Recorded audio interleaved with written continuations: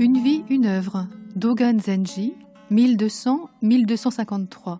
Maître zen, introducteur au Japon de l'école bouddhiste zen Soto.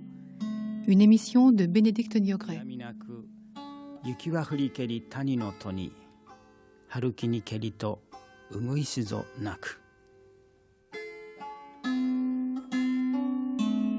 大空に心の月を眺むるも闇に迷いて色にめでけり Par le simple fait que, étant un maître zen, comme tous les disciples zen, il a commencé par se demander qui est soi-même. C'est comme « connais-toi toi-même » de l'oracle de Delphes que Socrate a mis en pratique. Il a posé des questions existentielles. Et il a fait non seulement avec son cerveau, mais avec son corps entier.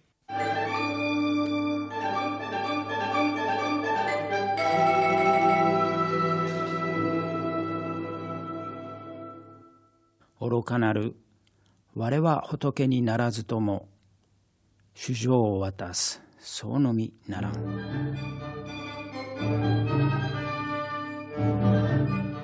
Effectivement, quand on s'intéresse à la philosophie, comme c'était mon cas à l'époque, on trouve Dogen sur sa route et on pense que Dogen a des réponses à donner à un occidental en quête d'une certaine sagesse. Donc j'ai de plus en plus cherché à le comprendre dans son contexte historique.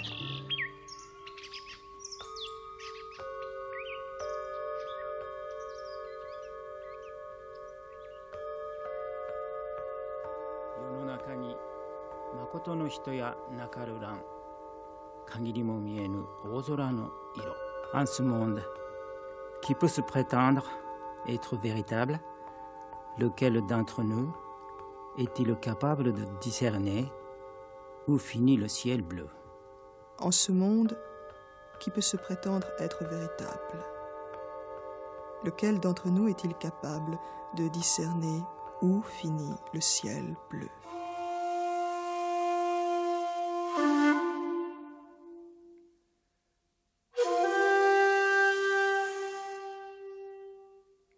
De la biographie que vous venez de consacrer à Dogen, Jacques Brosse, vous sous-titrez l'ouvrage « Moine zen, philosophe et poète ». Pour nous, occidentaux, ce que trouve Dogen dans la voie par l'éveil et par la méditation sur les textes représente toute une philosophie de la vie très différente de la nôtre, mais qui peut-être, je dirais, sortir la philosophie, c'est mon propos à moi, très personnel, sortir la philosophie de l'impasse dans laquelle elle est depuis plusieurs siècles.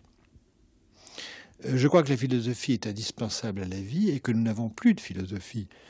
C'est même plus important peut-être même qu'une religion, d'une certaine manière, cette philosophie-là qui est essentielle et qui est l'amour de la sagesse, comme le dit le titre. Mais cette philosophie peut, au contact de l'Orient, où le propos est différent, où l'accent est mis sur la recherche personnelle bien davantage, sur l'expérience surtout, cette philosophie expérimentale peut apporter certainement à la philosophie occidentale ce qui lui a manqué, ou ce qui lui manque. La philosophie est devenue une spéculation d'intellectuels, et spécialement d'universitaires. Elle est en train de changer, c'est vrai, mais elle n'a pas encore trouvé les principes de son propre changement, qui pourrait être tout simplement l'exercice pratique de la méditation. Et c'est ça que Dogen peut remettre, si vous voulez, en valeur parmi nous.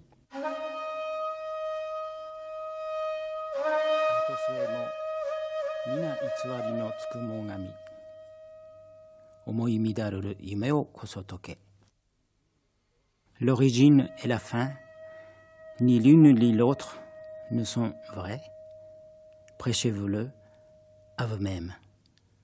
C'est comme se perdre dans ses pensées, comme ce qui fait se dresser les cheveux quand on rêve. L'origine et la fin, ni l'une ni l'autre ne sont vraies. Prêchez-vous-le à vous-même. C'est comme se perdre dans ses pensées, comme ce qui fait se dresser les cheveux quand on rêve. Nigori naki, kokoro no mizu ni sumu tsuki wa, nami mo kudakete hikari tozonaru.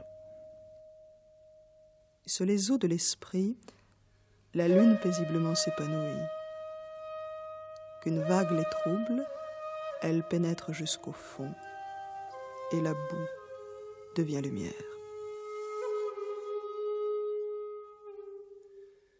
On peut se demander pour qui il écrit, si ce n'est aussi pour lui-même, car c'est vrai que le discours est d'une certaine manière jubilatoire, il travaille sans cesse aux mots.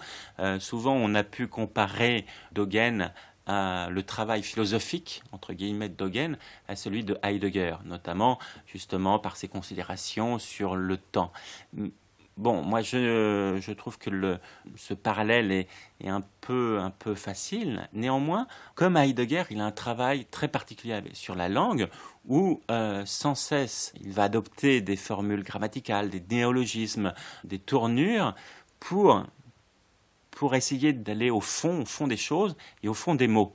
Il faut savoir aussi qu'en japonais, mots et choses se disent quasiment d'une manière similaire. Hein. Kotoba, donc la parole, et koto, les choses. Et donc il y a cette identité pour lui entre les mots et les choses, et il veut sans cesse aller jusqu'au bout. Et donc il y a une certaine jubilation dans certains passages, et on peut se dire, mais là, il ne parle pas pour des destinataires, mais il parle pour les mots eux-mêmes, d'une certaine manière.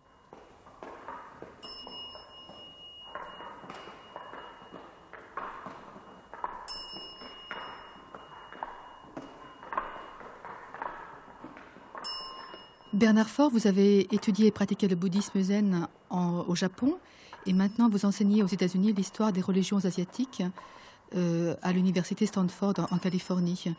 Vous aviez publié il y a quelques années une traduction et un commentaire de Dogen sous le titre « La vision immédiate ». Mais justement, on présente Dogen quelquefois comme fondateur de l'école Soto Zen au Japon et d'autres fois comme introducteur simplement au Japon de ce bouddhisme venant de Chine. Selon vous, quel a véritablement été son rôle? Quand on parle de Dogen, je pense qu'il faudrait en général parler de Dogen en tant que fondateur d'écoles. Les Japonais, en général, le comparent et le mettent en parallèle avec un de ses disciples à la 3e génération, du nom de Keizan Jokin, plus exactement. Et c'est vraiment, en fait, Keizan, si on peut dire, qui a implanté et développé l'école Soto au Japon. Dogen, effectivement, a importé cette école, cette doctrine de Chine, où il était allé l'étudier. Mais au départ, il ne se présentait pas comme un maître de cette école. Il se présentait simplement comme un bouddhiste japonais, bouddhiste zen, puisqu'il avait, ou chan, puisque c'est le terme chinois qui convient plutôt, le mot zen n'étant que la lecture japonaise de cette école, du nom de cette école. Donc Dogen découvre cette école en Chine et effectivement essaie de la faire connaître au Japon. Il est convaincu à l'époque d'être le seul à avoir vraiment compris quelque chose au bouddhisme, mais pour lui il s'agit du bouddhisme de manière générale. Il se trouve que son interprétation du bouddhisme est tellement spécifique que très vite il se rend compte qu'il s'agit en réalité d'un courant, un courant particulier, qui est le courant donc de Zhaodong en chinois, Soto en japonais. Et c'est à partir de là qu'effectivement, il essaie de développer ce courant et de se concentrer vraiment sur ce courant spécifiquement. Et donc, en ce sens, on peut le considérer comme le fondateur d'une école japonaise, dans la mesure où ce courant, tel qu'il le transplante, est quand même très marqué par son influence personnelle. Il en fait quelque chose qui est très différent de ce qu'était le Zhaotong chinois. Donc, il s'inscrit bien sûr dans la continuité avec ce courant chinois, mais il en fait quelque chose de tout à fait différent. Et donc on peut parler d'un Soto zen japonais et de Dogen comme le fondateur de ce zen japonais.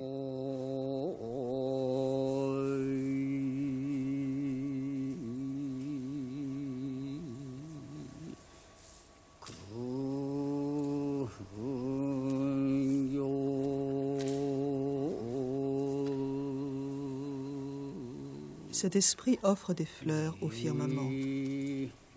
Puissais-je en présenter au Bouddha des 3 mondes.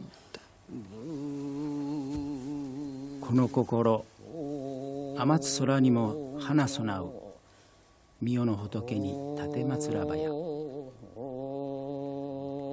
Ce sont surtout les propres écrits de Dogen qui nous renseignent sur sa vie, Sa première biographie, en effet, ne fut écrite que 2 siècles après sa mort par l'un de ses successeurs, Kensei, au XVe siècle. Mais des imprécisions demeurent quant à sa filiation. Jacques Brosse. Il était relié à la famille impériale japonaise. C'est assez mystérieux. Son père était ministre, certainement. Sa mère était certainement une Fujiwara, donc c'était vraiment la très haute noblesse japonaise. Mais il a perdu son père très jeune, à l'âge de 2 ans, 3 ans. Je dis 2-3 ans parce que nous n'avons pas la même façon de compter ici au Japon. Et sa mère a 7-8 ans. Il est probable que sa mère lui avait déjà dit qu'il devait devenir moine pour le salut des autres. Et que chez cet enfant, ça l'a évidemment beaucoup marqué. Il avait certainement une vocation lui-même. Son enfance a été au début très protégée.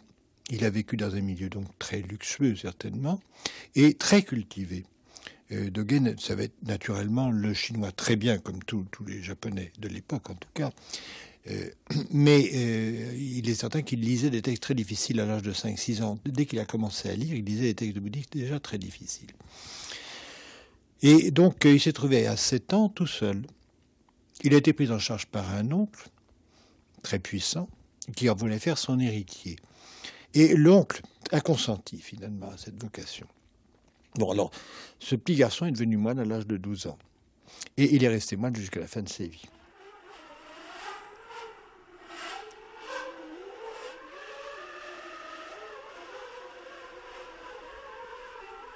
Le contour des sommets, le murmure des vallées ne sont autres que la voix et l'esprit de notre Bouddha Sakyamuni.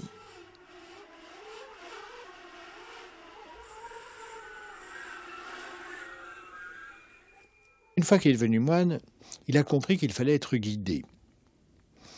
C'est-à-dire trouver son maître, ce qui est tout le problème dans le bouddhisme, c'est trouver son maître. On peut en effet voir beaucoup de maîtres, mais trouver son maître, c'est très difficile, ça peut prendre beaucoup de temps. Pour Dogen, c'était assez long, il a cru en avoir trouvé un, c'était pas tout à fait lui. D'ailleurs, il parle des conseils qu'il lui a donnés, qui étaient des conseils justement de réussite sociale, dans l'intérieur du monachisme, puisqu'il était de haut rang. Finalement, il a compris que c'était absolument vain, et son maître finalement lui a dit, écoute, moi je crois que je ne peux pas t'enseigner grand-chose, il faudrait que tu ailles trouver quelqu'un qui revient de Chine, qui s'appelait Isai, et qui était un très grand moine, certainement, et qui, lui, avait apporté le zen, enfin le shan chinois sous la forme rinzai, au Japon, mais qu'il l'avait mélangé, peut-être pour mieux le faire accepter, parce que c'était une discipline très rude. Il avait mélangé avec les écoles, avec les enseignements des écoles qu'il avait lui-même suivies, comme tous les moines japonais, c'est-à-dire l'école Tendai en particulier, où il y a en effet des formes de méditation qui ressemblent à celles du Chan ou du Zen. Et alors il est allé trouver ce maître qui était à Kyoto, au Kinenji, et ce maître Eisai était âgé, très âgé, il avait plus de 73 ou 74 ans, et Dogen en avait 14. Et le maître l'a accepté. Il semble qu'ils aient eu des entretiens, mais Eisai est mort très très peu de temps après.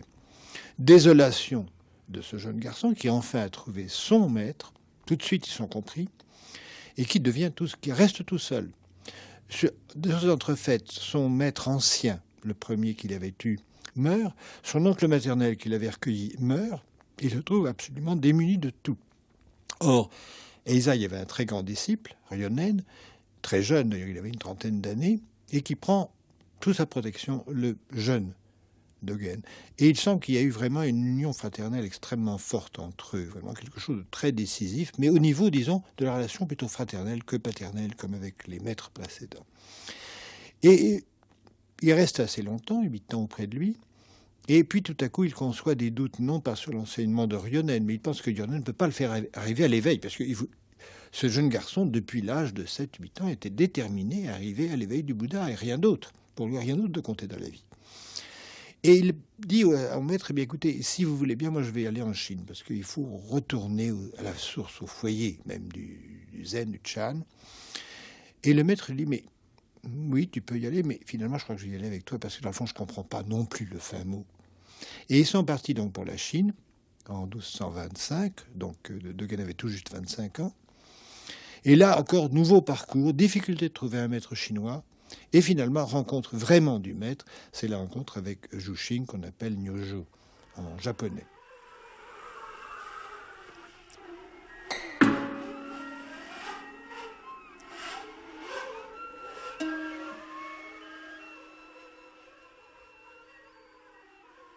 La pratique de la voie ne dépend que de l'authenticité ou de la fausseté du guide. Le disciple est comme du bois de bonne qualité et le maître semblable à un artisan. Même si le bois est de bonne qualité, sa beauté ne transparaît pas tant qu'il ne trouve un habile artisan. Et s'il trouve une main habile, même tordue, sa splendeur aura tôt fait d'apparaître. Par cette image, il faut comprendre que l'éveil sera vrai ou faux selon l'authenticité ou la fausseté du maître. Dans notre pays, depuis toujours, il n'a jamais existé de maître authentique. Comment le sais-je ? Tout comme on boit de l'eau pour s'enquérir de la source, il suffit d'examiner leurs paroles.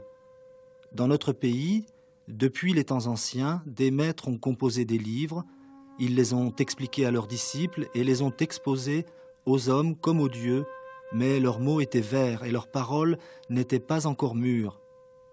Ils n'avaient pas atteint le sommet de l'étude. Comment seraient-ils parvenus aux abords des marches de l'éveil ? Ils n'ont fait que transmettre des mots et réciter des noms. Ils ont compté jour et nuit les trésors d'autrui sans avoir pour eux-mêmes la part d'une demi-sapèque.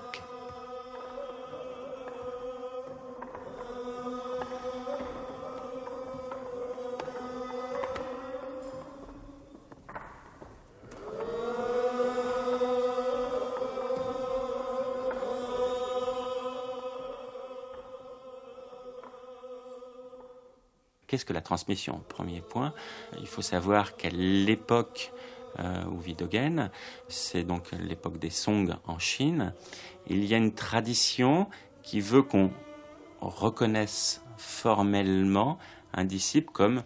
Éric Remeluer. Pas tellement comme son successeur, mais comme son héritier. Il y a une réflexion quasi familiale sur la transmission zen. Par exemple, les maîtres sont appelés des patriarches, mais en fait le patriarche, le terme qui est utilisé, c'est grand-père. Et on parle donc d'enfants, de petits-enfants, de nièces et d'oncles, etc. Et dans ce processus de transmission, on reconnaît non pas tellement que le disciple a été pleinement éveillé, mais qu'il fait partie d'une même famille. On voit que la transmission dans ces cas-là n'est pas que liée qu'à des considérations généalogiques. Il faut trouver sa place dans la famille des Bouddhas. Donc Dogen, lui, connaît toutes ces formes de transmission, mais lui va écarter toutes ces formes de transmission en disant que justement la seule transmission authentique est celle qui a lieu de visu, entre de visage à visage. Donc il a ce terme en japonais qui s'appelle Menju, qui sera le titre d'un de ses livres, où il explique la nécessité vitale qu'un Bouddha puisse rencontrer un Bouddha. C'est-à-dire que pour lui, justement, car il y a nécessité du média, du langage, lorsqu'il y a par exemple une transmission post-mortem, il n'y a pas cette rencontre directe. Pourquoi cette insistance de Dogen à cette rencontre qui est un peu étrange dans le contexte de l'époque où il y a différents autres modes de transmission et où la transmission de visage à visage n'est qu'une forme, certes la plus courante, mais qui n'est qu'une forme de transmission.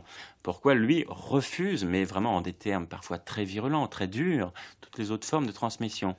C'est étonnant parce que dans son livre, lorsqu'il parle de transmission, il dit le fils spirituel n'est pas n'importe quel fils. Il utilise un idéogramme très spécifique. Il utilise l'idéogramme qui est fils de l'épouse principale.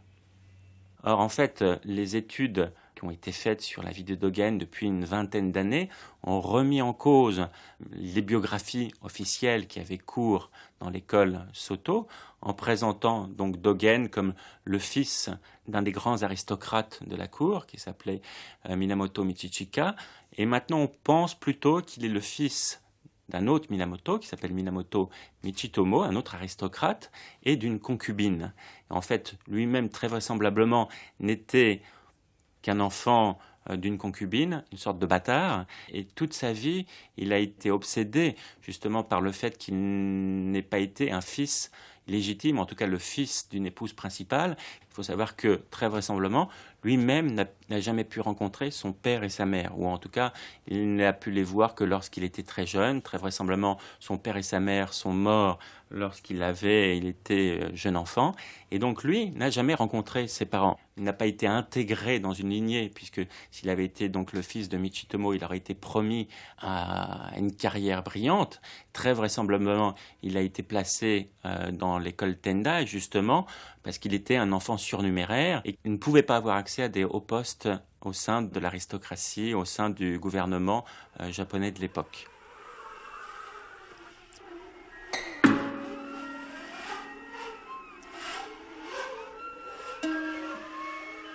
Azusayumi, harukure hatsuru kyou no hi o hiki todome tsutsu oshimi mo yaran. Le Catalpa se prosterne. Parfois, le printemps lui-même s'assombrit.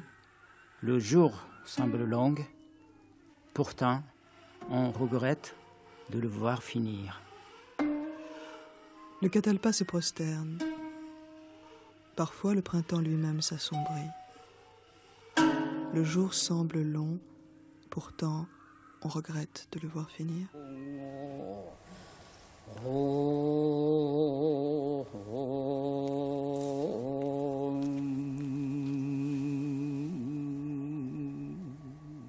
Si quelqu'un me demandait « Qu'est-ce que le Bouddha ?» j'aimerais répondre « Un glaçon dans une étuve de verre à soie. » Ikanaruka, hotoke to iite hito to aba, kaiya ga moto ni tsurarai ni keri.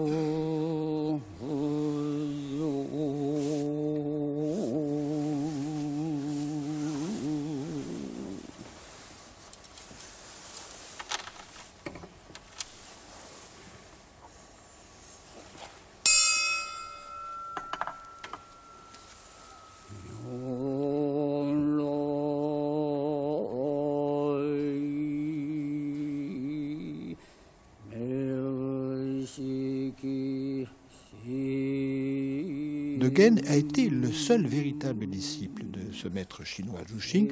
On sait qu'il a donné le Shio, c'est-à-dire sa confirmation à 7 ou 8 autres Chinois qui n'ont pas fait parler d'eux, qui ont disparu. Tandis que Dogen, lui, a été le transplanteur, en somme, de ce qu'il avait reçu depuis les origines, car Zhuxing lui-même était vraiment axé sur l'origine même. Il refusait même le nom des écoles du zen en disant on ne peut même pas parler de zen. Le zen est un mot sacrilège, c'est un mot démoniaque, il ne faut jamais employer le mot zen. Nous n'avons qu'une chose, nous, c'est le dharma du Bouddha, c'est-à-dire l'enseignement du Bouddha, l'enseignement fondamental. Nous avons à le méditer et à le transmettre, et rien d'autre. Donc c'est par-delà toutes les écoles, ce qui ne veut pas dire que le zen s'estime supérieur aux autres écoles, c'est l'enseignement même du Bouddha, l'enseignement le plus pur. C'est très présomptueux d'une certaine manière, mais c'est en même temps très, très modeste. Il faut bien le comprendre.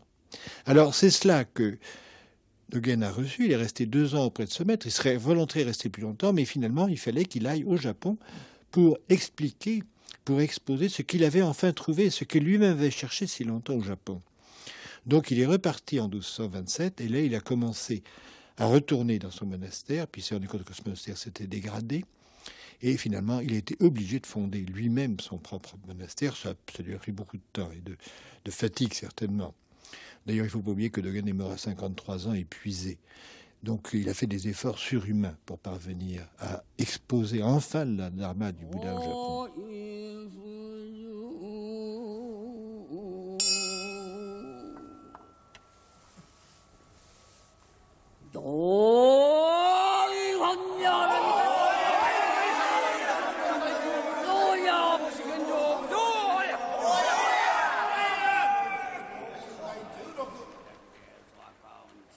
La pratique de zazen peut être suivie également par tous les hommes, quelle que soit leur capacité naturelle.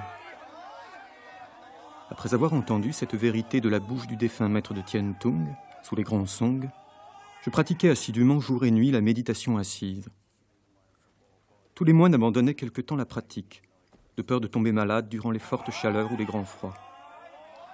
Mais moi, dans ces moments-là, je me disais, même si je dois en tomber malade et en mourir, je continuerai ma pratique. À quoi me servirait-il de ménager mon corps si je ne pratiquais tant que je suis bien portant? Si j'ai atteint mon but, peu importe que je tombe malade et que je meure. Si l'on juge que j'ai été un bon moine, en mourant ici, au pays des grands songs, tandis que je suis sous la direction d'un excellent maître éclairé qui présidera à mes funérailles, j'aurais acquis un lien avec le Bouddha. Tandis que si je mourais au Japon, on ferait pour moi la cérémonie qu'on fait pour un homme ordinaire, et non celle que l'on doit consacrer à un moine selon la loi bouddhique. Si je meurs en pratiquant zazen avant d'être parvenu à l'éveil, les liens qui se seront alors établis en ma faveur me permettront de renaître dans une famille bouddhiste. Si je ne pratique pas, il est absolument inutile que je vive longtemps. À quoi bon? Même en supposant que je garde mon corps en bonne santé et que je pense que la maladie ne m'atteindra pas, si je tombe à la mer d'une manière imprévue lors du voyage de retour, ou si, pour une raison ou une autre, je meurs de mort violente, quels ne seront pas mes regrets.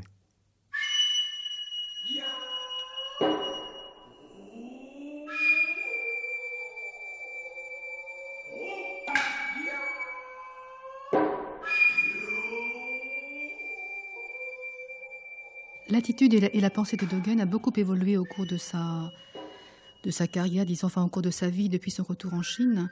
Est-ce que vous pensez, Bernard Faure, que c'est justement pour se démarquer des autres écoles bouddhistes qui existaient à l'époque? Alors, on s'est beaucoup demandé pourquoi Dogen avait à ce point changé, car il y a deux approches possibles. Hein. Il y a d'une part ceux qui, du sein de la secte Soto ou bien de ses disciples occidentaux, pensent que Dogen est un maître zen, point. Autrement dit qu'il a obtenu l'éveil à une période donnée et qu'ensuite tout le reste de sa vie n'a été que l'expression pure et cohérente de cet éveil. Donc là, on ne voit pas, on ne cherche pas du tout à avoir une évolution. Au contraire, tout ce qui paraît être évolution et contradiction dans la pensée de Dogen, on essaie de le gommer. Ça, c'est donc la première approche. L'approche plus, disons, historienne, qui cherche à montrer justement que Dogen était un personnage qui a, malgré ses intuitions, et elles sont très importantes, qui a quand même évolué et qui est donc effectivement, à un moment donné, changé radicalement d'attitude à l'égard de pas mal de problèmes, et qui est donc passé d'une sorte d'œcuménisme du début à une vision beaucoup plus limitée, beaucoup plus monastique vers la fin de sa vie. Cette évolution, donc, on a cherché à l'expliquer, dans la mesure où on l'admet, on la reconnaît, et on s'est dit que finalement, elle se produit à un moment assez précis dans la vie de Dogen, entre les années 1235 et 1243. 1243, c'est l'époque, là c'est très clair, c'est l'époque où il quitte la capitale pour aller fonder son monastère donc, dans le nord du Japon, dans la province de Fukui, monastère qui deviendra le Eiheiji. Et donc, effectivement, il se trouve dans un milieu tout à fait différent et son comportement et sa doctrine, son enseignement changent en proportion. Le nom qu'il a choisi pour le monastère qu'il a créé, Eiheiji, signifie aussi toute l'ambition qu'avait Dogen à l'époque. Eihei, c'est l'année de la paix universelle. Et cette année, ça fait allusion à une année précise du calendrier chinois, chaque année ayant sa dénomination propre, symbolique. Eihei, c'est l'année 65 ou 66 après Jésus-Christ, qui est censée être l'année de l'introduction du bouddhisme en Chine. Donc ça a une certaine valeur. Et il se trouve que cette année-là, pour des raisons lors de la dynastie impériale, était l'année de la paix, l'année de l'harmonie. Alors naturellement, c'est sans symbolique que Dogen a voulu donner à son monastère en lui donnant ce nom-là. Comme si le zen partait, et le bouddhisme partait en effet de son propre temple.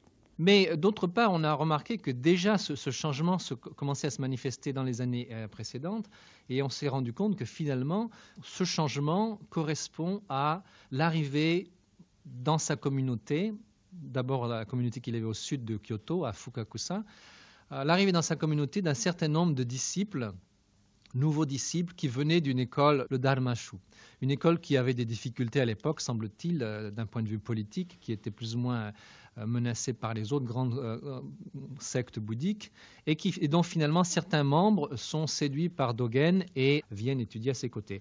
Et c'est plus ou moins pour essayer finalement de convaincre, semble-t-il, ses disciples, qui étaient tous des personnages eux aussi d'assez forte envergure, que Dogen en vient peu à peu à affirmer sa différence de ce courant Rinzai dont venaient ses disciples, et donc à se démarquer de plus en plus fortement du Rinzai et à affirmer sa spécificité de maître Soto. Et ça va très vite assez loin, dans la mesure où il devient de plus en plus polémique et donc modifie très radicalement son attitude sur pas mal de problèmes, et en particulier son attitude à l'égard de Linji, de Rinzai, le fondateur de ce courant rival. Mais sur le fond, qu'est-ce qui opposait, qu'est-ce qui séparait principalement la position de Dogen et celle de ses disciples qui venaient de la Dharmashu? La différence principale, c'est sans doute quand même l'approche à l'égard de la méditation, à l'égard de la pratique et de la réalisation. Ce sont les termes qu'emploie Dogen, pratique et réalisation.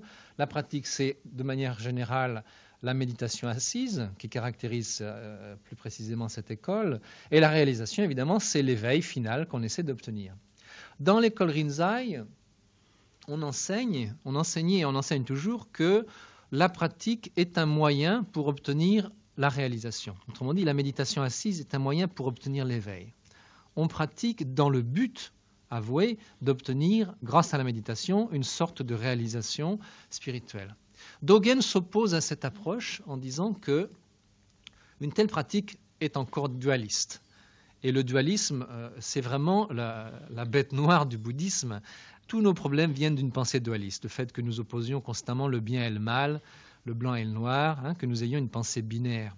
Donc en opposant, comme le font selon Dogen, les adeptes du Rinzai, en opposant la pratique et la méditation, le moyen et le but, on tombe dans cette pensée dualiste qu'il s'agissait au contraire de dépasser.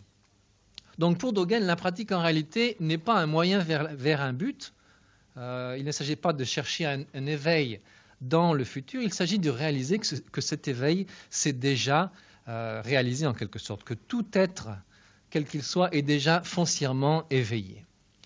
Mais dans ce cas, pourquoi la pratique alors? Oui, alors dans ce cas, évidemment, c'est la question que nous dit-on, le jeune Dogen se posait et qui lui a fait quitter la secte Tendai où il étudiait tout d'abord.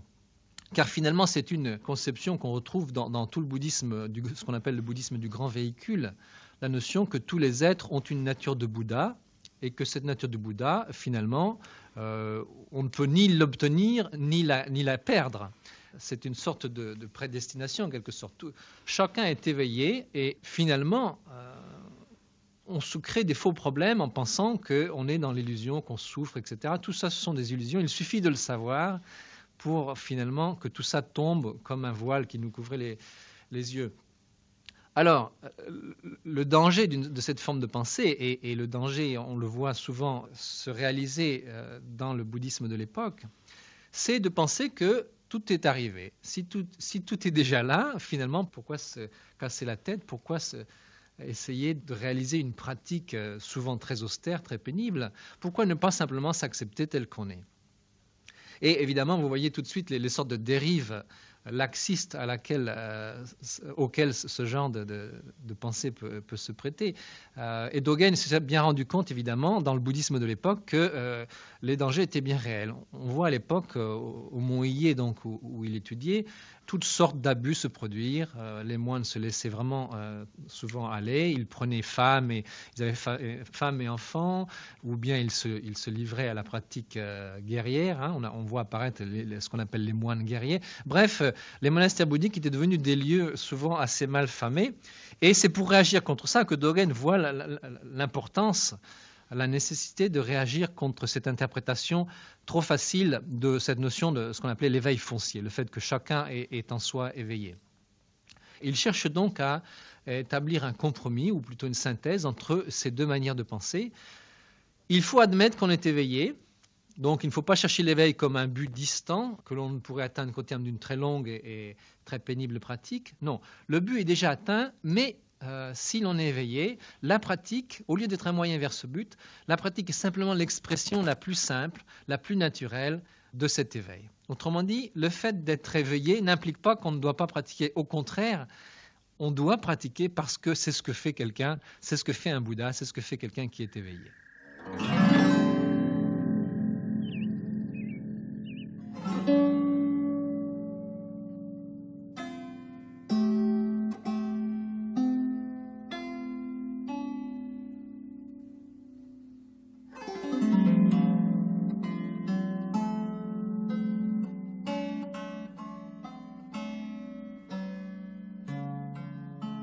L'eau n'est ni forte ni faible, ni humide ni sèche, ni froide ni chaude, ni existante ni non existante, ni illusion ni éveil. Lorsqu'elle gèle, elle est plus dure que le diamant, qui pourrait bien la briser. Lorsqu'elle fond, elle est plus tendre que le lait, qui pourrait bien alors la rompre. Dès lors, il est impossible de douter des vertus qu'elle actualise. Et il vous faut étudier à quel moment l'eau des 10 directions doit être vue dans les 10 directions. Il ne s'agit pas d'une étude de l'eau telle que l'aperçoivent les hommes au Ledeva, mais d'une étude de l'eau telle qu'elle se perçoit elle-même. C'est parce que l'eau trouve sa pratique et sa réalisation en elle-même qu'il peut y avoir une étude de l'eau parlant d'elle-même. Vous devez actualiser le chemin sur lequel le soi rencontre le soi. Vous devez avancer et reculer sur le chemin vital où l'autre pénètre l'autre et le transcender.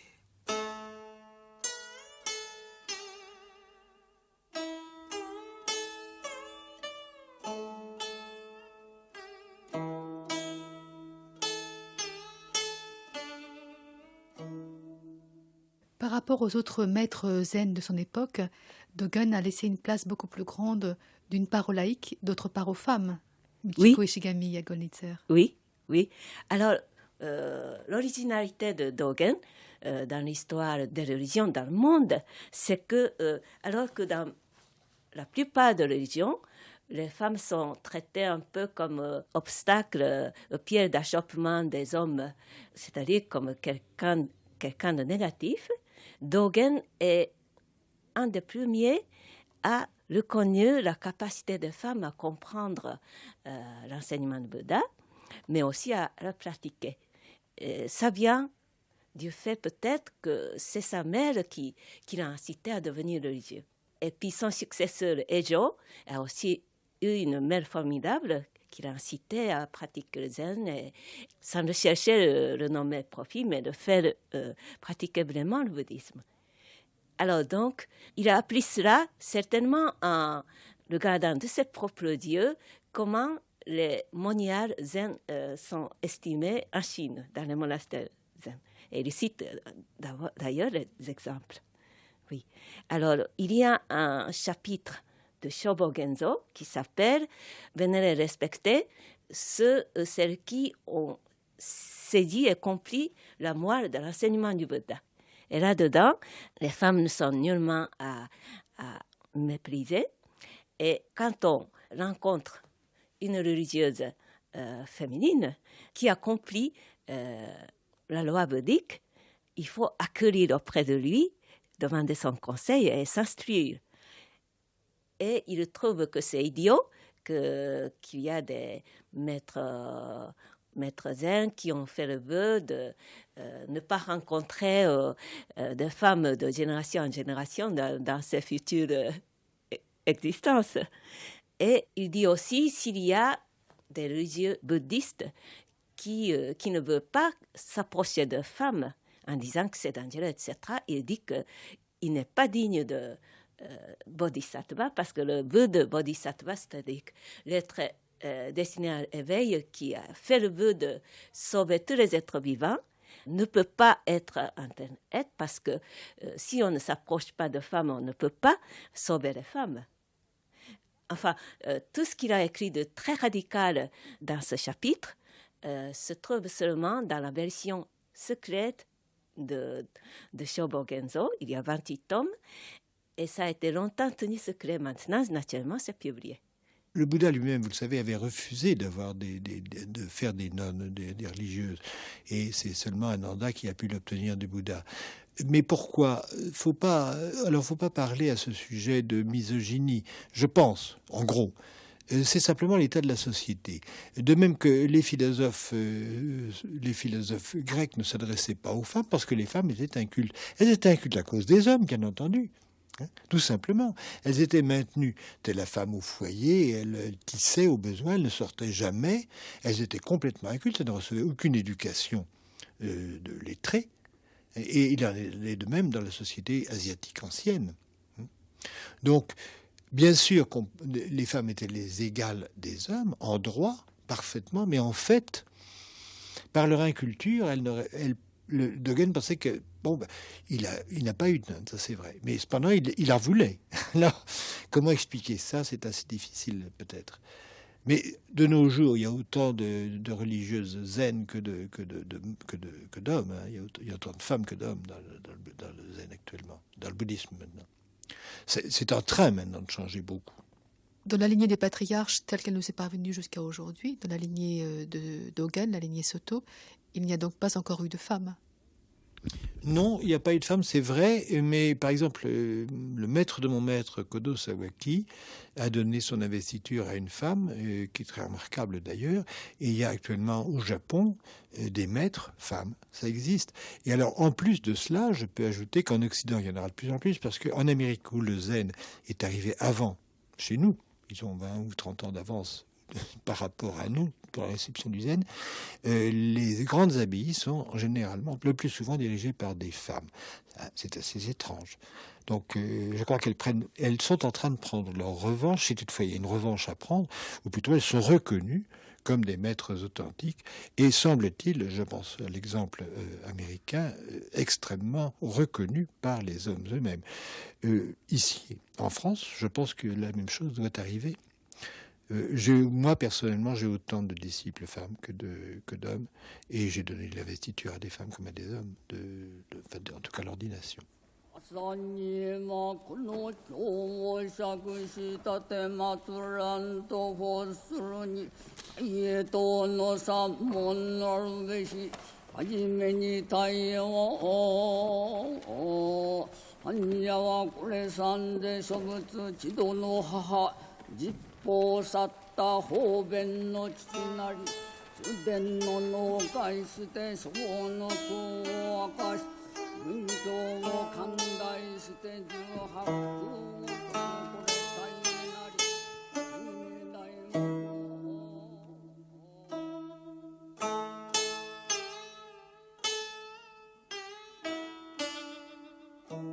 Le maître Baoche de Mayusan était en train de s'éventer lorsqu'un moine vint lui demander « La nature du vent est constante et il n'est nul lieu qu'elle n'atteigne. Pourquoi vous servir d'un éventail ?» Baoche répondit « Tu sais seulement que la nature du vent est constante, mais tu ignores le principe qui permet d'atteindre tout lieu. » Le moine demanda « Quel est ce principe ?»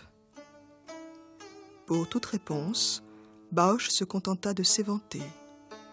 Le moine se prosterna.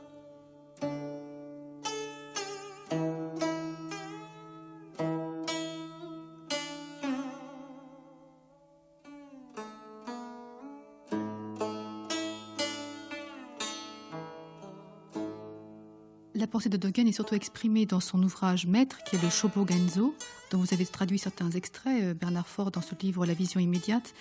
Alors, en quoi c'est un texte philosophique et en quoi ça ne le serait pas, avec nos yeux occidentaux du XXe siècle ?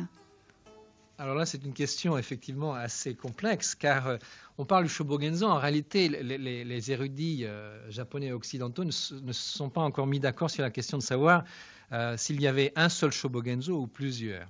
Il y a plusieurs états du texte. On a un premier Shobogenzo en caractère chinois que Dogen aurait rédigé en réaction, semble-t-il, contre un autre Shobogenzo écrit par un maître chinois. Un Shobogenzo qui signifie le trésor de l'œil de la vraie loi. Donc, est une sorte d'anthologie en réalité de termes, de dialogue ou de textes fondamentaux du Zen ou du Chan. Donc, Dogen aurait commencé son Shobogenzo comme un commentaire assez personnel sur un certain nombre de textes, de koan, des énigmes du Chan, tel qu'il les trouvait dans la littérature chinoise. Très vite, évidemment, son Shobogenzo à lui est devenu autre chose. C'est devenu une manière pour lui de faire passer son message. Il s'agit en réalité d'une collection d'instructions collectives délivrées, faites à ses disciples, au Eiji. Donc, chaque fascicule, il y en a selon les cas, on en dénombre 75 ou 95, et parfois aussi certains disent que le seul Shobogenzo qui compte, c'est un Shobogenzo très court en 12 fascicules.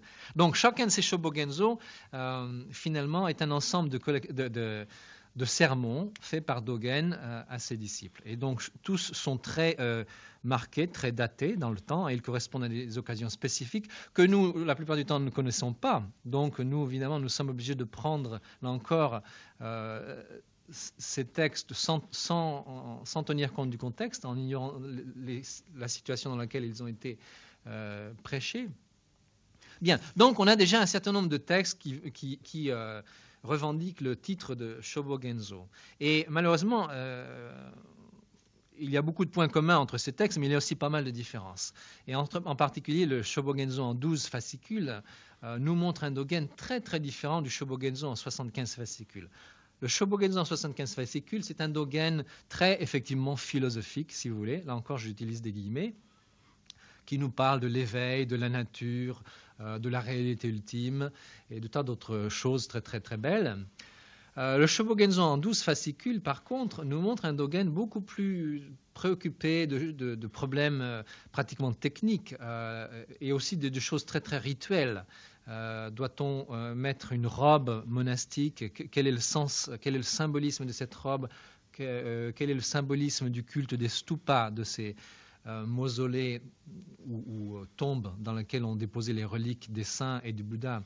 Quel est le sens de la doctrine du karma? Des choses très très... c'est une sorte de catéchisme en réalité du bouddhisme de Dogen et du bouddhisme en général. Donc entre ce bouddhisme-là qui n'a vraiment pas grand-chose de philosophique et le bouddhisme du début, on trouve une sorte de fossé.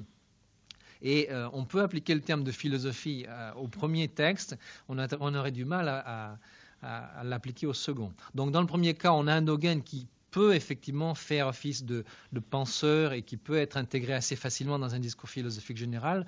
Dans le second, on a un Dogen très dévot, si vous voulez, très, très religieux, qui ne correspond plus du tout à cette image.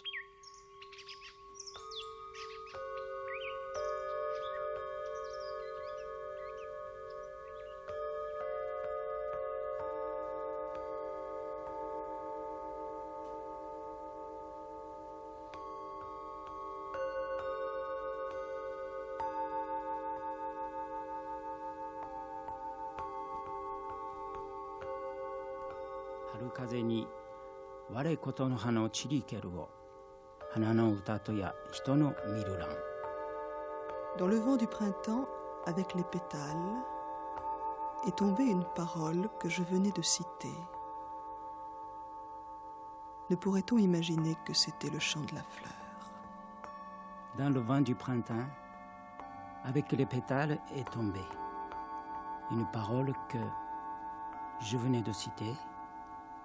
Ne pourrait-on imaginer que c'était le chant de la fleur?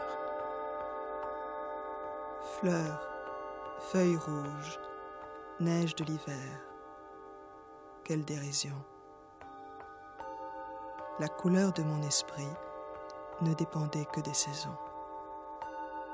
Fleurs, feuilles rouges, neige de l'hiver. Quelle dérision! La couleur de mon esprit ne dépendait que des saisons.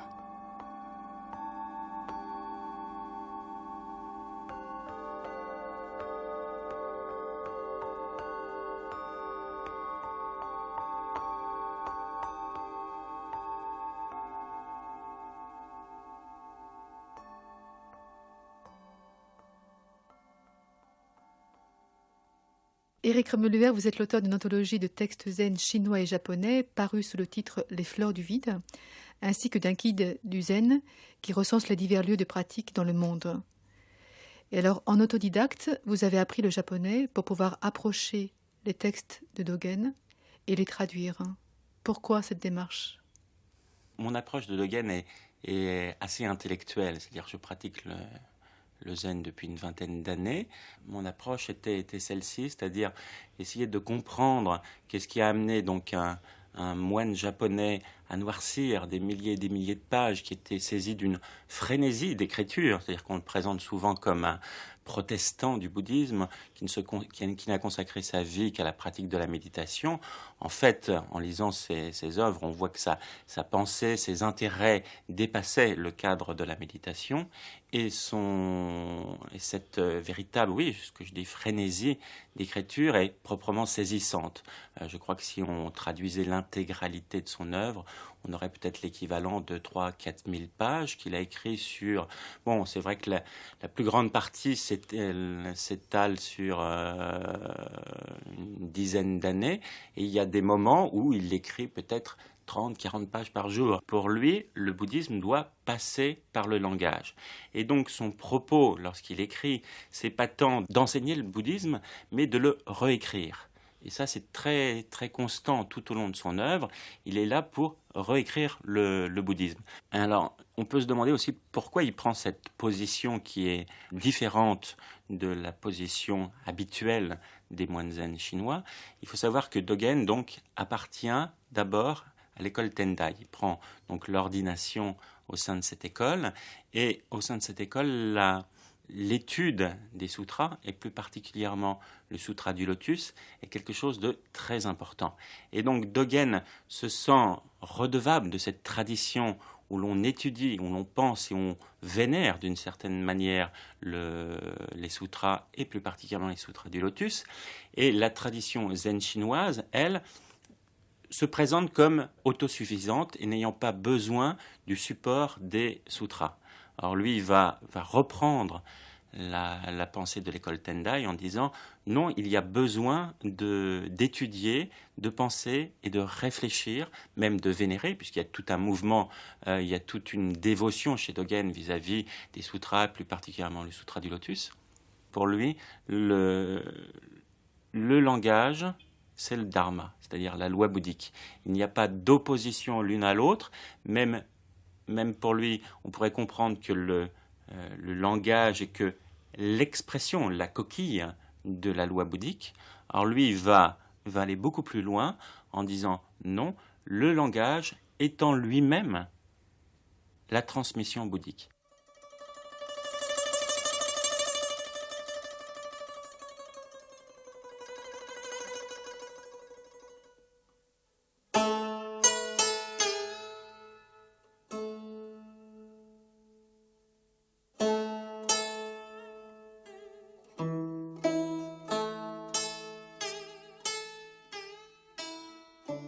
Hana momiji, fuyu no shirayuki mishikoto mo, omoeba kuyashi iro ni medekeri.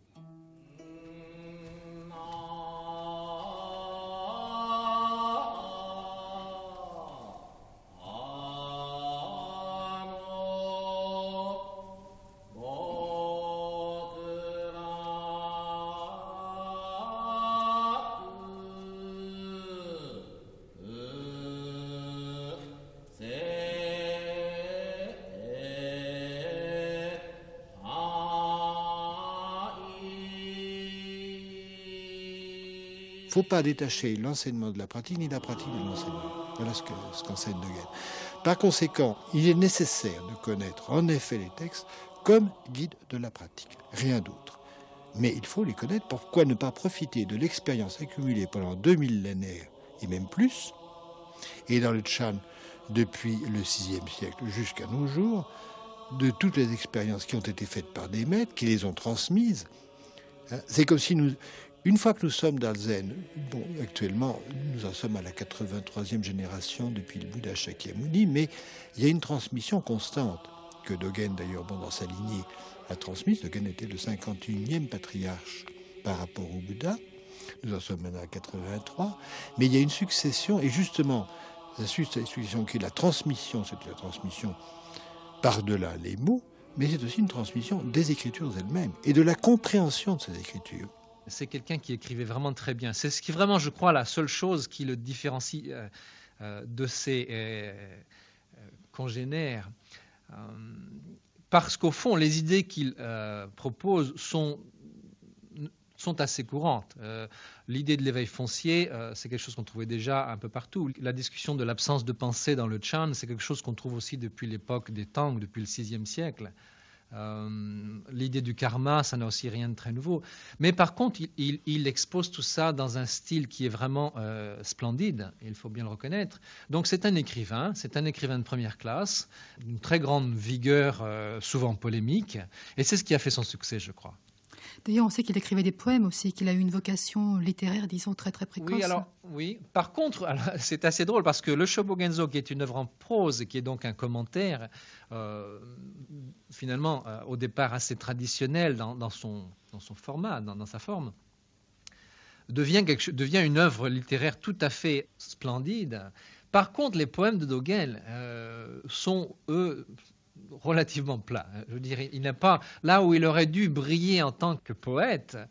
Il est finalement relativement banal, je dirais. Le Shobogenzo est devenu presque comme un évangile aujourd'hui pour les pratiquants. Et effectivement, le Shobogenzo est devenu une sorte de Bible. Il l'a été très vite d'ailleurs, et dans la mesure où c'est un texte plein de richesse linguistique. C'est une œuvre ouverte, si vous voulez, dans la mesure où il y a beaucoup de métaphores, d'images. On peut donc l'interpréter de tant de manières différentes, et les successeurs de Dogen ne s'en sont pas privés, bien sûr. Donc c'est un peu comme la Bible, un texte dont l'obscurité même, si vous voulez, fait sens. Il y a un surplus, un excès de sens qui fait que chaque génération successive trouve des richesses cachées et évidemment les attribue à l'auteur.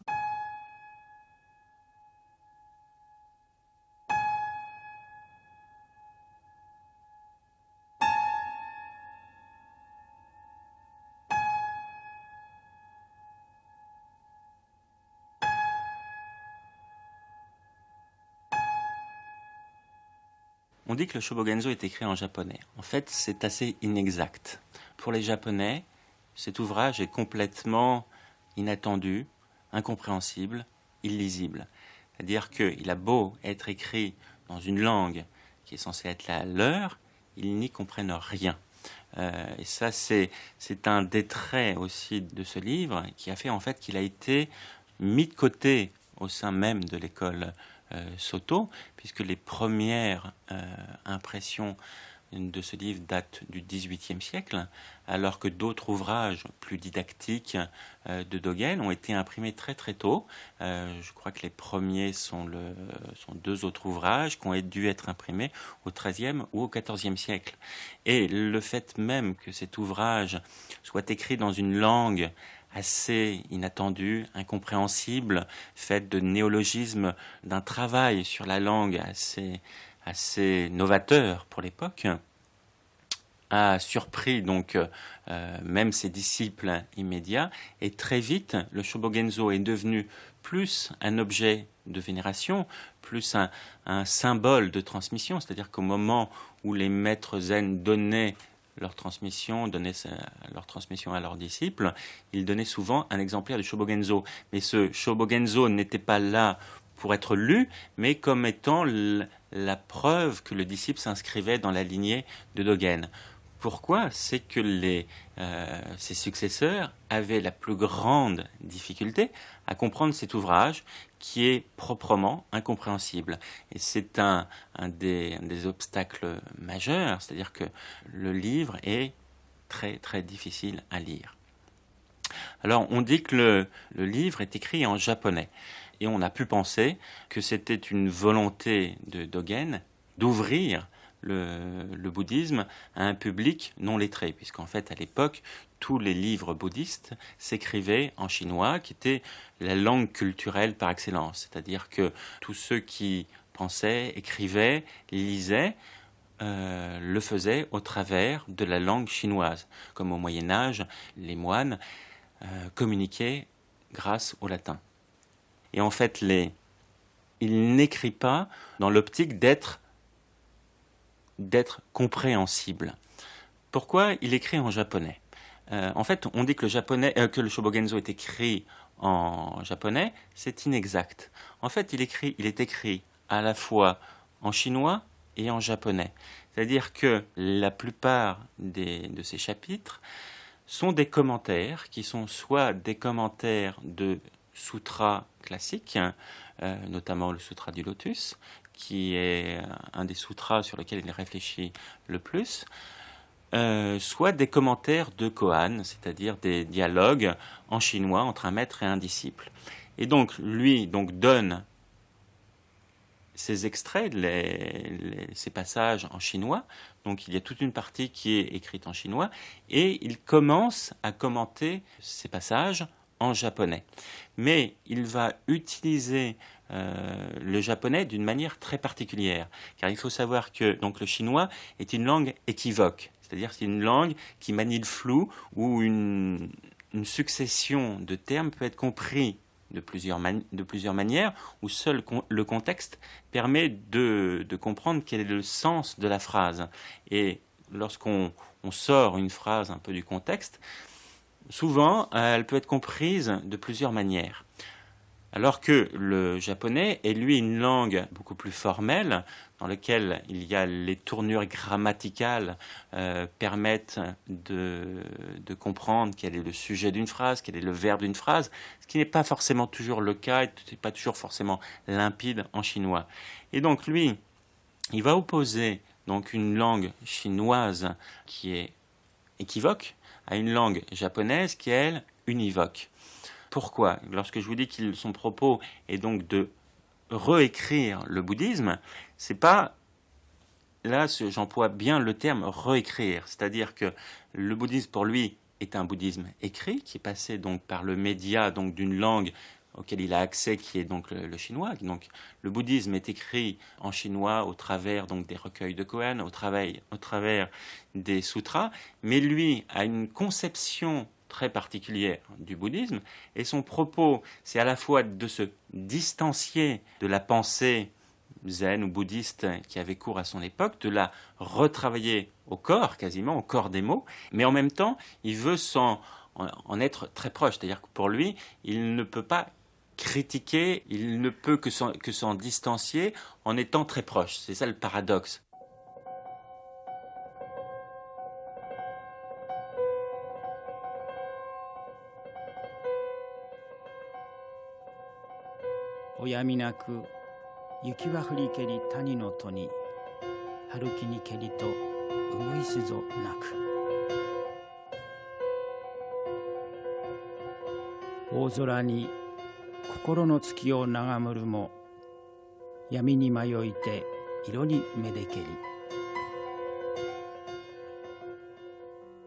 Le japonais de Dogen était une langue qui, en somme, était une langue qui n'était pas du tout littéraire, qui n'était pas du tout philosophique quand il s'en est servi.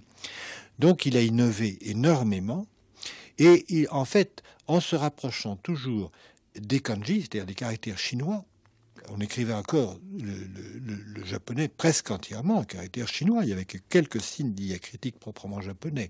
Et c'est la raison pour laquelle je peux lire le japonais de Dogen, parce que c'est pratiquement du chinois, avec quelques particules. Mais il est remonté en somme à la source des caractères chinois, en considérant l'idéogramme beaucoup plus que ce qu'il était devenu. Et s'il a fait des néologismes, c'est en remontant à la source même du sens premier, originel. En fait, il a fait curieusement la même démarche que de nos jours Heidegger. Et je ne suis pas le seul à faire ce rapprochement. Il y a beaucoup de rapprochements à faire, parce que d'abord, Dogen visait l'être et non pas l'existence. Et ensuite, même dans cette démarche linguistique, car il reprend les mots chinois d'origine, comme Heidegger reprend les mots grecs d'origine. Pourquoi ? Parce qu'ils se placent tous les deux devant l'interrogation primordiale, l'émerveillement primordial devant le monde, qui est celui des présocratiques ou des premiers bouddhistes, et qu'il veut retrouver cela et le revivre. Donc, reprendre les mots originels, encore quand ils étaient pleins de sève, pleins de sens, et même d'ambiguïté éventuellement, par rapport à nos mots qui sont complètement démonétisés. Évidemment, ça rend sa lecture difficile, de même que ça rend la lecture de Heidegger très difficile, mais pouvait-il faire autrement ? Pouvait-on se servir du langage sans remonter à sa source ? Et les deux ont fait cette démarche.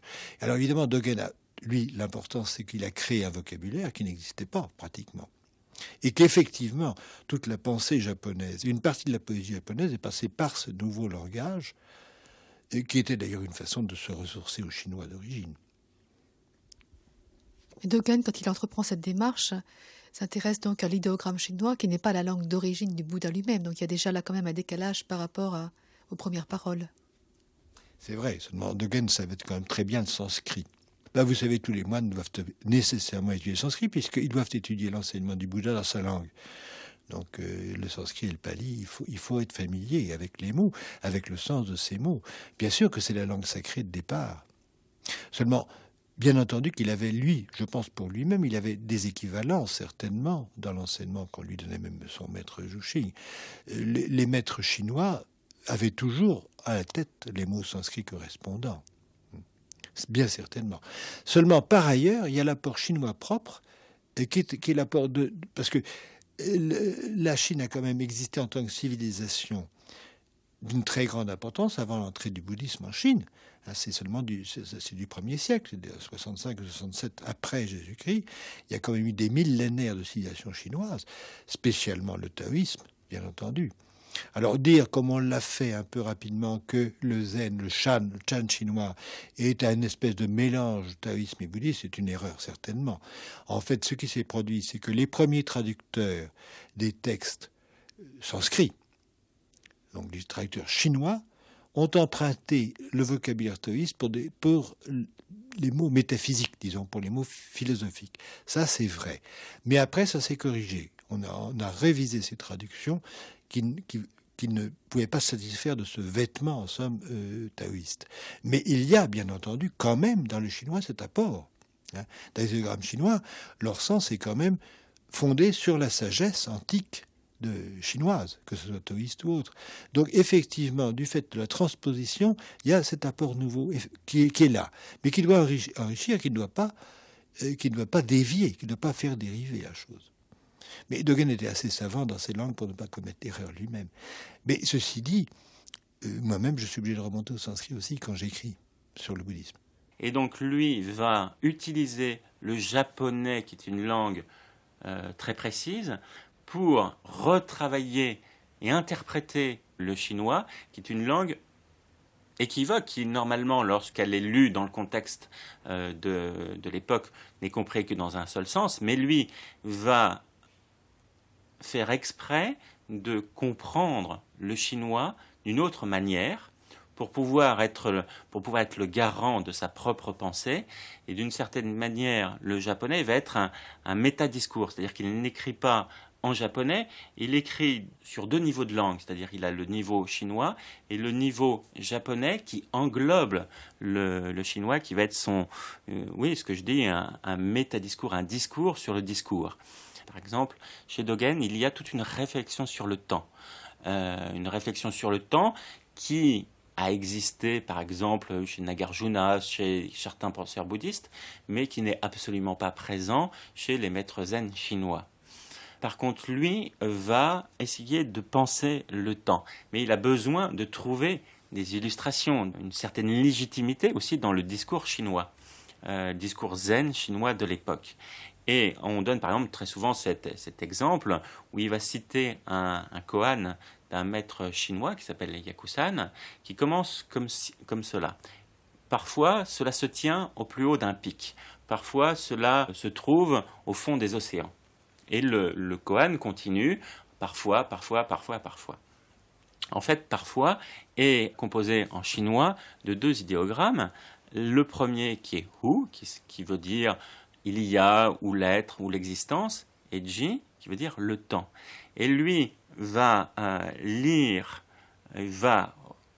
lire d'une autre manière la phrase en chinois, ce qui est possible en chinois. Mais n'importe quel chinois sera un peu déconcerté par cette lecture, où en fait il va lire successivement les termes, en disant non pas parfois cela se tient au plus haut d'un pic, mais l'être ou l'existence et le temps se tiennent en haut d'un pic. Et donc il a cette manière de relire le chinois où souvent des adverbes ou des sujets ou des verbes qui normalement ne peuvent être compris que comme cela dans le texte original, lui va les relire d'une autre manière, justement grâce au caractère équivoque du chinois. Et donc il va essayer d'aller au bout de ce que peuvent nous donner les mots.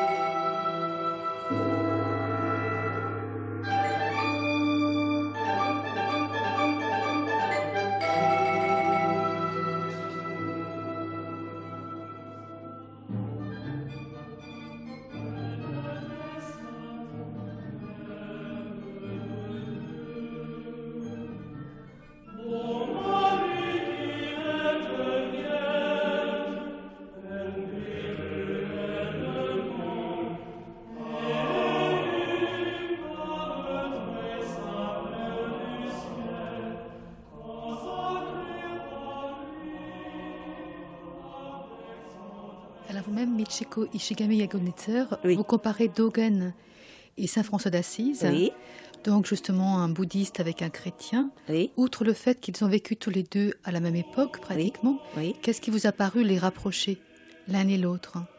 Oui, c'est que tout en vivant au siècle, c'est-à-dire 13e siècle, dans des continents différents et sans se connaître existence mutuelle, parce que Marco Polo n'a pas encore parlé de Japon. Le Japon était complètement inconnu et les Japonais de l'époque pensaient que la Chine et l'Inde existaient, mais ils ne connaissaient pas l'existence de l'Europe. Mais malgré tout cela, ils ont fait les mêmes travaux. C'est-à-dire que la constitution de communautés de religieux fondée sur la pauvreté, la mendicité et la charité, bien que leur personnalité est tout à fait différente. Oui, le premier point. Et puis alors, j'ai comparé systématiquement tous les aspects de leur activité religieuse. Oui. Par exemple, comment ils ont pratiqué la tournée de quête d'aumône, et aussi tous les deux ont pratiqué les actes d'ascèse. Tournée de quête d'aumône, c'est une de ces actes, mais aussi la concentration. Concentration, c'est Saint François d'Assise fait une sorte de zazen dans les grottes de ses ermitages. Et le niveau où il a atteint ressemble beaucoup à certains niveaux de zen. Lui aussi, il a atteint, comme tous les disciples zen, à la communion avec tous les éléments de nature. Et il a composé le célèbre cantique de Frère Soleil. Il considère tous les éléments de l'univers comme frères et sœurs. Et ça ressemble beaucoup à ce que ressentent les disciples zen quand ils ont atteint l'éveil. Et naturellement, Dogen explique cela dans son Shobogenzo.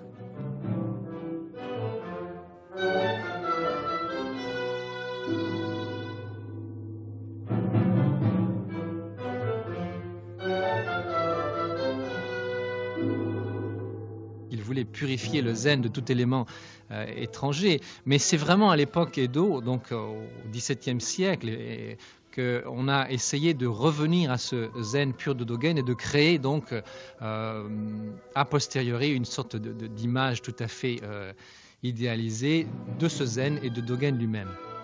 Donc le zen avait déjà une histoire assez longue au Japon. Il se trouve qu'il n'avait pas encore eu vraiment gain de cause, il n'avait pas été vraiment reconnu par les grands du monde japonais.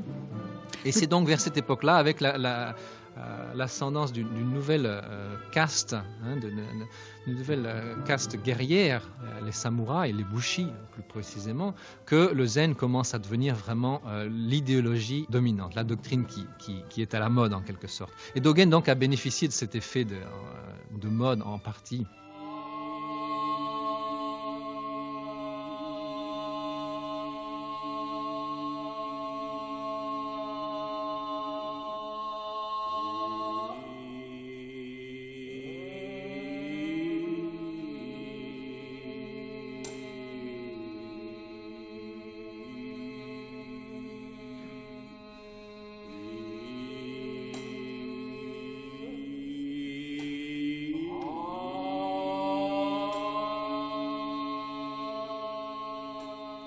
Dogen est donc considéré comme l'introducteur au Japon de l'école zen Soto.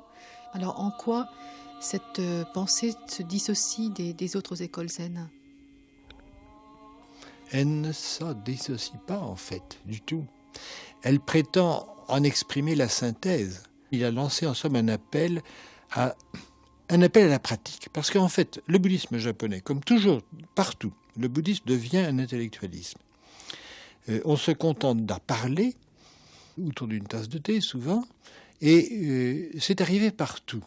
C'est-à-dire que la pratique, elle n'est pas si dure que ça, mais les gens ne veulent pas se l'imposer. Et puis ils pensent qu'il n'y a pas de rapport entre l'éveil et la posture. Bon. Et il faut toujours revenir à cette prédominance de la posture, de la pratique, c'est-à-dire de mettre le corps et pas seulement le mental en action, parce qu'autrement on ne peut pas prétendre aller bien loin avec le mental seul. Tout doit être en harmonie. Alors donc il y a toujours eu ça, et donc ce que faisait Dogen avec le Fuken Zazengi qu'il a écrit tout de suite à son retour en 1227, c'était de dire aux gens, mais c'est la pratique qui compte et seulement. Et en disant cette chose très audacieuse, la pratique est elle-même l'éveil. Il n'y a rien d'autre à chercher que l'éveil par la pratique. Mais vous n'avez même rien à chercher parce que du moment où vous pratiquez, vous êtes en état d'éveil.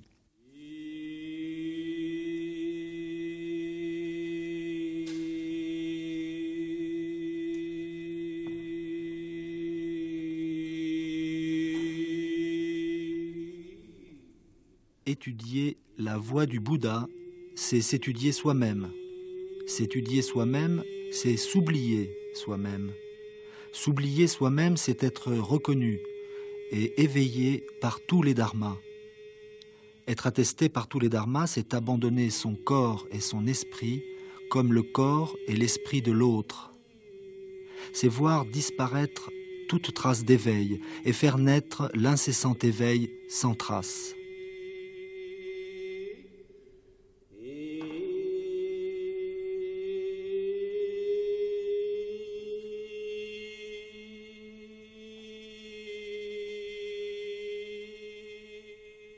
L'a-t-il écrit réellement, ce livre qu'on appelle le Shobogenzo, qui est un livre complètement disparate, étonnant, qui n'a pas de début, pas de fin.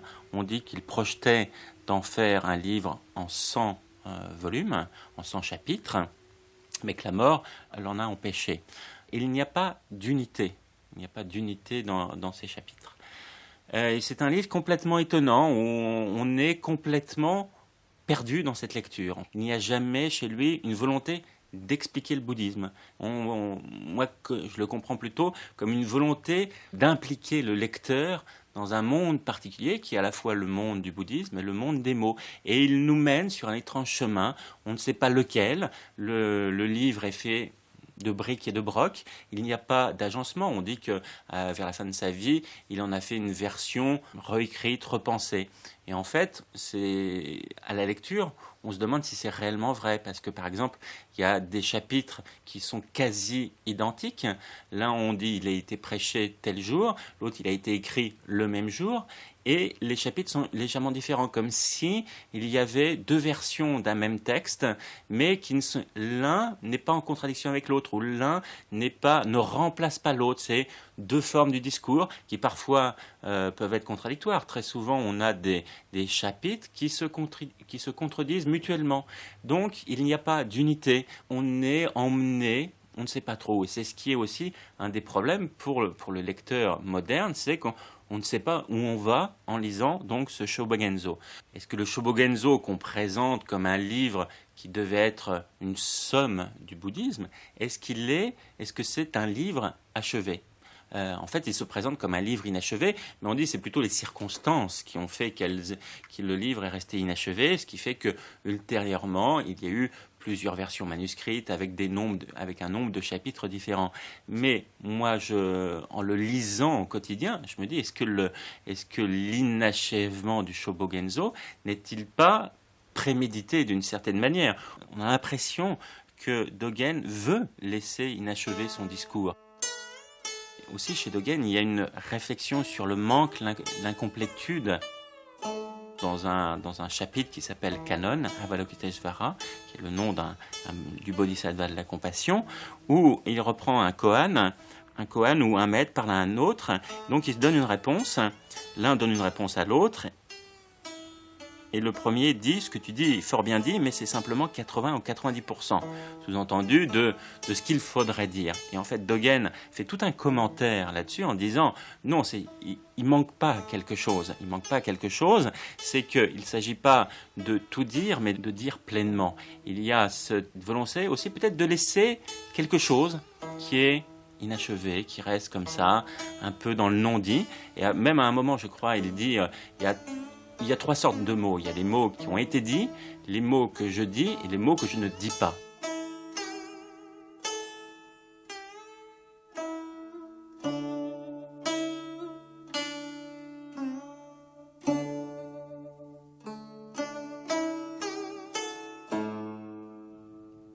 Dogen Zenji, 1200-1253, Maître Zen. Une émission de Bénédicte Niogret.